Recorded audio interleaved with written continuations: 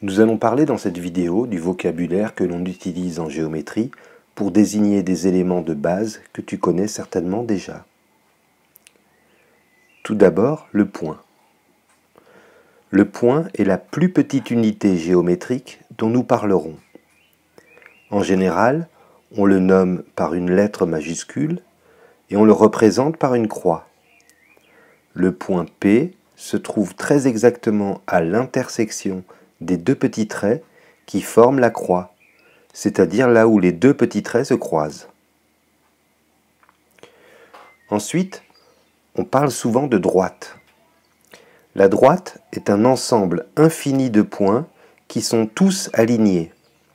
Ici, j'ai représenté beaucoup de points alignés, mais comme ils sont infinis, c'est plus facile de tracer une ligne avec sa règle qui passe par tous les points alignés.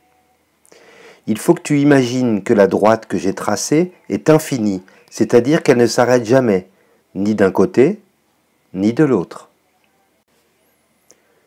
En général, on nomme les droites à l'aide d'une lettre minuscule. Ici, c'est la droite D.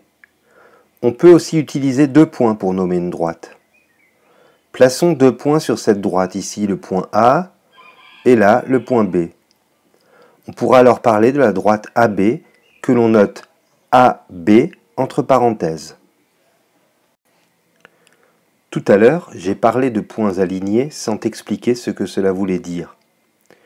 On dit que des points sont alignés lorsqu'ils appartiennent à la même droite. Ici, les points A, B et C sont donc alignés puisqu'ils sont tous les trois situés sur la droite D. Le segment de droite est en quelque sorte un morceau de droite qui a un début et une fin. Ici, tu peux voir le segment CD que l'on note CD entre crochets.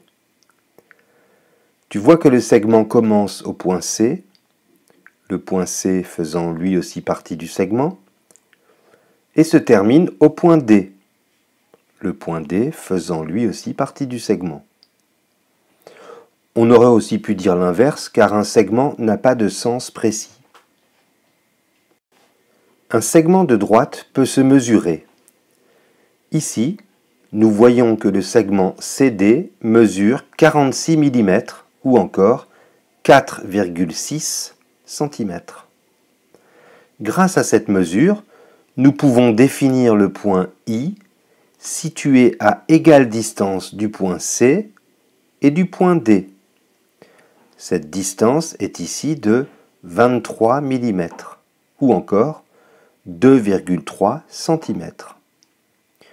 Le point I est appelé milieu du segment CD. Il nous reste à voir la demi-droite. Une demi-droite est également un ensemble infini de points qui sont tous alignés, comme la droite, mais ici nous avons une limite d'un côté. C'est le point O, que l'on appelle aussi parfois origine de la demi-droite. Pour nommer une demi-droite, on peut utiliser un point de la demi-droite en plus du point O. Ici, le point A. On parlera alors de la demi-droite OA et on notera OA avec le crochet situé du côté où la demi-droite a une limite, ici, le point O. Voilà, n'oublie pas qu'en géométrie et en mathématiques plus généralement, le vocabulaire est très important. Tu sais maintenant utiliser les mots point, droite, segment, milieu d'un segment, points alignés ou encore demi-droite en sachant exactement ce qu'ils désignent. À bientôt pour de nouvelles aventures.